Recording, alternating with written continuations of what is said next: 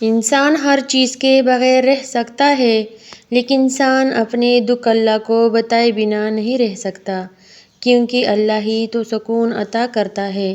ہر شخص کو دوسرے کی زندگی بہتر لگتی ہے، حالانکہ ہر بندہ اپنی زندگی میں کسی نہ کسی پریشانی میں مبتلا ہے۔ تمہیں بہت سے لوگ بدنام کرنے کی کوشش کریں گے، مگر تم یاد رکھنا عزت اور ذلت صرف اللہ کے ہاتھ میں ہے۔ حضرت علی رضی اللہ تعالیٰ عنہ فرماتے ہیں، گھر میں داخل ہوتے وقت سورۃ اخلاص پڑھو، کیونکہ اس سے غریبی دور ہوتی ہے۔ کوئی دوسرا شخص ہمارا دل نہیں توڑ سکتا، ہم خود اپنا دل توڑتے ہیں، ایک ایسی جگہ پر رہ کر جہاں ہماری کوئی ضرورت نہیں۔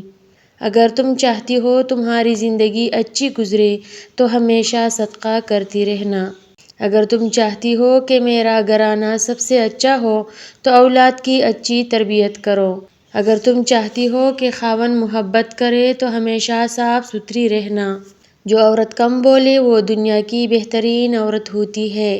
اگر وزن زیادہ کرنا ہے تو روزانہ کم از کم 6 کیلے کھائیے، اوپر سے نیم گرم دودھ پیئے، ملک شیک نہیں بنانا۔